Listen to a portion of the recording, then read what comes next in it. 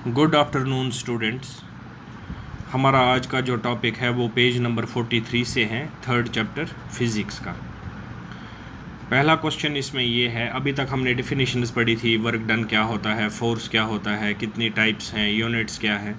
अभी जो क्वेश्चन है टेक्सचुअल क्वेश्चन वो उसी बेस पर है कि ए force of 7 newton acts on an object, यानी कि एक ऑब्जेक्ट पर 7 न्यूटन। न्यूटन क्यों है? क्योंकि newton is the unit of force, इसीलिए 7 newton acts on an object. The displacement is से 8 meters in the direction of force. इसका मतलब ये है कि जो ए बॉडी पर, जो ये ऑब्जेक्ट पर 7 न्यूटन का फोर्स अप्लाई हुआ है, वो उस फोर्स अप्लाई होने से 8 मीटर की जो है डिस्प्लेसमेंट यानी कि डिस्टेंस ट्रैवल करता है उसी डायरेक्शन में जिस डायरेक्शन में फोर्स अप्लाई हो। क्योंकि अगर उल्टा चले तो वो वर्क नेगेटिव है, अगर वो नहीं चले तो वो वर्क डन ज़ीरो है, लेकिन अगर उसी डायरेक्शन में बॉडी मूव करे तब वो वर्क डन पॉजिटिव है। इसी तरह अब ये बोल रहा है कि let us take it that the force acts on the object through the displacement. ये कह रहा है वही है, अगर ये डायरेक्शन ऑफ फोर्स में है तो समझ लीजिए ये जो फोर्स इस ऑब्जेक्ट पर अप्लाई होता है ये उसी डिस्प्लेसमेंट थ्रू से ही होता है, यानी कि उसी डायरेक्शन में होता है। तो बताइए work done in this case, work done इसमें कितना हुआ। अब देखिए, force acting on the object is 7 Newton, यानी कि F किसके बराबर है? 7 न्यूटन के। डिस्प्लेसमेंट यानी कि distance moved by the object वो 8 मीटर है, यानी कि S is equal to 8 meter. Therefore work done कितना बनता है? Force into distance, because this is the expression for the work done, कि वर्क डन जो है वो फोर्स कितना अप्लाई हुआ, डिस्टेंस कितना मूव किया ऑब्जेक्ट ने, उसका मल्टीप्लाई, तो वो 56 बनता है। इस हिसाब से work done is equal to 56 joules. Why joules? Because J यानी कि joules is the unit of work. इसके बाद पेज नंबर 44, इसका जो क्वेश्चन है, when do we say that work is done. देखिए उसी में से आ गया कि कब हम कहते हैं वर्क डन हो गया, यानी कि हम आंसर लिख सकते हैं कि वर्क तब हम समझते हैं डन हो गया, पूरा हो गया, जब फोर्स किसी बॉडी पर अप्लाई हो और वो उसी डायरेक्शन में, जिस डायरेक्शन में फोर्स हो उसी डायरेक्शन में कुछ फासला तय करे, कुछ डिस्टेंस ट्रेवल करे। तो हम आंसर सीधा सीधा लिख सकते हैं, work is said to be done when force applied moves the body through some distance in the direction of force. उसके बाद वर्क डन का एक्सप्रेशन, राइट द एक्सप्रेशन, यानी कि ये सेम क्वेश्चन है, बस वर्डिंग इधर उधर है। Right the expression for the work done when a force is acting on an object in the direction of its displacement.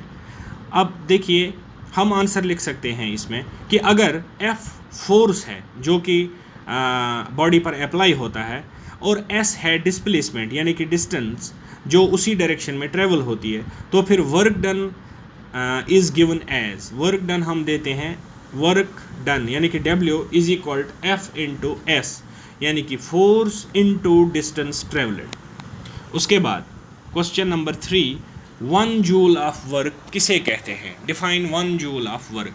देखिए पहले तो ये समझना चाहिए कि जूल जो है वो वर्क का यूनिट है। अब देखिए हम पीछे एक्सप्रेशन फिर देखेंगे, वर्क जो है वो है जूल, यानी कि उसका यूनिट जूल है, इज इक्वल फोर्स का यूनिट न्यूटन है, इज इक्वल डिस्टेंस का यूनिट मीटर है, यानी कि हम लिख सकते हैं J is equal to N into M यानी कि मीटर, N इंटू M यानी कि न्यूटन इंटू मीटर। तो हम यहाँ पर भी यही कह सकते हैं 1 जूल ऑफ वर्क कब होता है?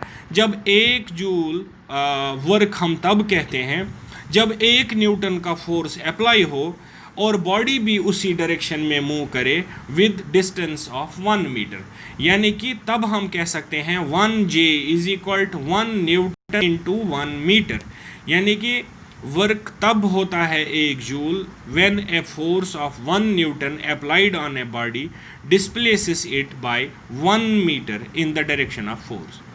उसके बाद क्वेश्चन नंबर 4, ये न्यूमेरिकल है फिर से, लेकिन ये बिल्कुल ईजी है, इसी वर्क डन पर जो वर्क डन की एक्सप्रेशन है उसी में ये बनता है।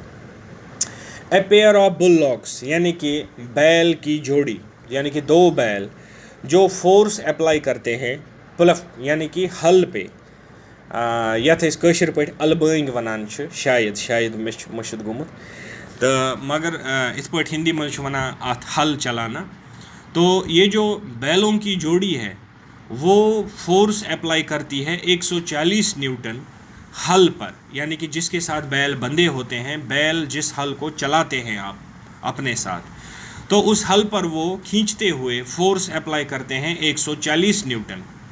और जो फील्ड है, जो खेत है जिसको प्लग करना है, जिसमें हल चलाना है, वो लंबाई में 15 मीटर का डिस्टेंस जो है उसको हल चलाना है।